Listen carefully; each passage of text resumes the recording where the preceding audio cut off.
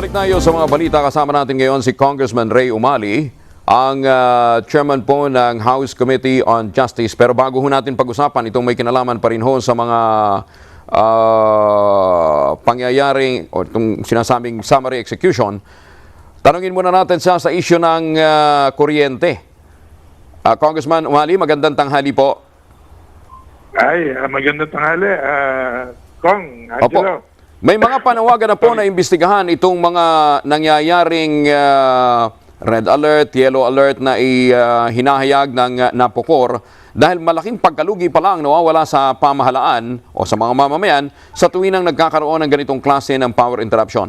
So far, kabisado nyo ho kasi itong usaping ito, Congressman, magkano ho talaga ang nalulugi sa taong bayan o sa ating ekonomiya kapag may mga ganitong brownout? Ito, mabigat ito, no? Alam mo, pag may brownout, lalong mas malaki yan, ano? Pero yung gusto kong sigurong banggitin dito, yung, alam mo, pag nag-adjust tayo ng isang sentimo sa ating singil sa kuryente, alam mo, ang katumbas nitong cost sa ekonomiya natin is umaabot ng mga 700 million per centavo. Magkano? 700 million? 700 million pesos per centavo. Per centavo? Yan. Kanya nga, pag nagtaas ng 10 centavos yung ating kuryente, ibig sabihin yan, mga 7 billion yan. Napakalaki. Pag yan tayo ay nawalan ng kuryente, lalong mas matindi yan kasi may ripple effect yan na isipin mo yung mawawalan ng yung negosyong maapektuhan dahil ng kawalan ng kuryente, napakabigat. Ano? Kanya ako sana nga itong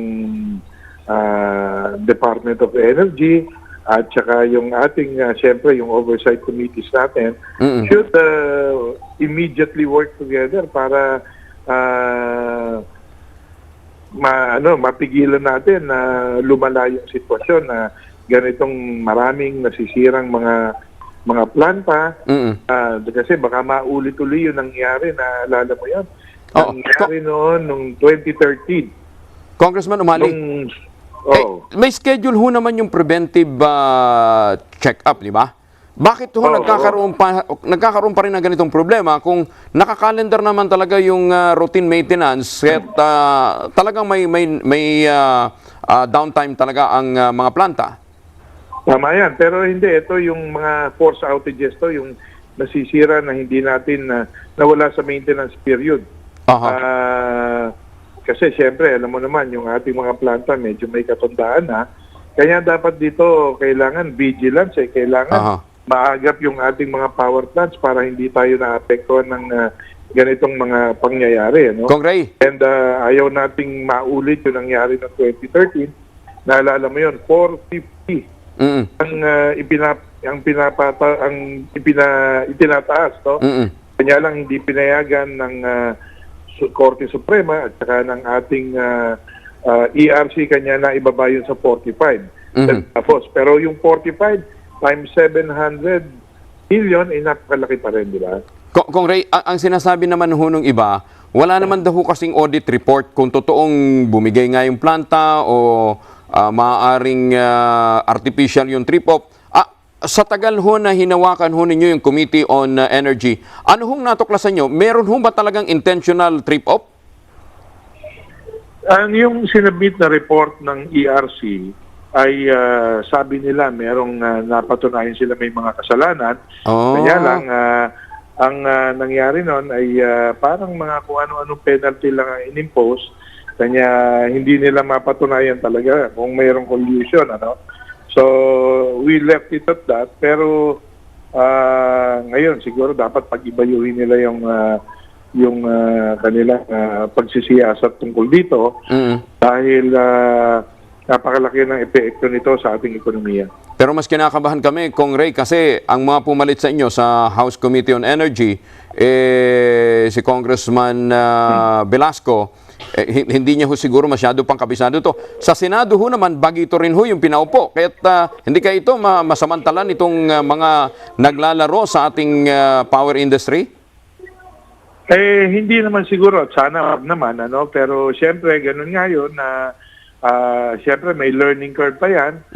And the new secretary is not from the sector, kanya mag-aaral pa rin yan, may learning curve pa rin yan, pero kailangan bilisan nila yung kanilang pag-aaral dahil napaka-importante ng ating kuryente at kakuryentehan patungkol dito sa ating development. Alam mo, kailangan yung development gains natin, papangalagaan natin. Kanya umaasa ako na yung mga kasama ko, siguro naman ay mabilis silang matututunan ito at magagawa yung karapat-dapat para ma-avoid natin any problems or issues that may affect the energy sector.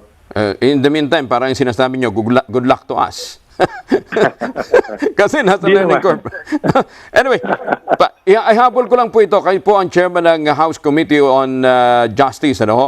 At sa Senado ho, may mga naghain na ng mga resolusyon na imbestigahan itong mga extrajudicial killings o mga summary executions na may kinalaman sa illegal drugs. Ang inyo hubang komite, meron nang natanggap na katulad na mga resolusyon o mga rekomendasyon? Sa ngayon, wala pa rules, nasa rules pa yan dahil kahapon lang ako na-designate bilang chairman ng Committee on Energy and i-elect pa kami. At kahapon pala na-elect na kami sa floor. So, i-organize pa namin yan. Wala pa nga akong miyembro, wala pa akong So, magpapabrief pa ako kung ano na mga naka-file at kung ano man yang nandyan sa ating committee ngayon ay didinggin natin lahat yan para kung ano man ang kailangang mangyari at magawa natin sa Committee on Energy, sa Committee on Justice ay magawa natin. Pero ako nga, tinitingnan ko ito, actually ang issue dito is more on the execution at hindi naman siguro sa batas kasi lahat na ng batas ay nandyan eh. Ano pang isa sa batas natin, extrajudicial killing, illegal na yan from the very start. So ngayon, kung may mananagot man ay yan ang ating dapat patunayan dahil alam mo, when you talk of justice, you talk of evidence. When you talk of courts, you talk of evidence. And at the end of the day, ebidensya ang mananaig niyan kung sino ang dapat managot sa mga pangyayaring ito at yan ang siguro aalamin natin at gumawa tayo ng isang rekomendasyon dahil ang Kongreso naman ay rekomendasyon lang at ang sinasabi ko nga sa polisiya, sa batas ay nakalatag na lahat yan yung kung anong mga penalties dyan at kung kinakailangan paigtingin, di paigtingin natin. Pero for sure, kayo mismo ay hindi pabor sa shoot on sight. Abay, siyempre naman dahil yan ay labag sa batas, ano? At when you talk of the rule of law, ay kailangang umayon tayo kung anong itinatadhana ng batas. But at the same time, kailangan tingnan din natin yung ano bang kailangan nating pagbabago dito kasi kung merong hustisya yung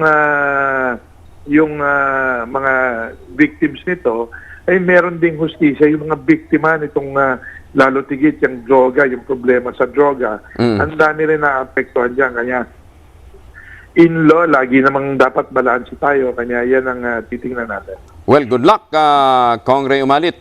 From time to time makikipag-ugnayan po kami. Maraming salamat po. Maraming salamat sa pagkakataong binigay. Magandang tanghali. Si Congressman Ray Umali ng 2nd District ng Oriental Mindoro, bagong chairman po ng House Committee on Justice.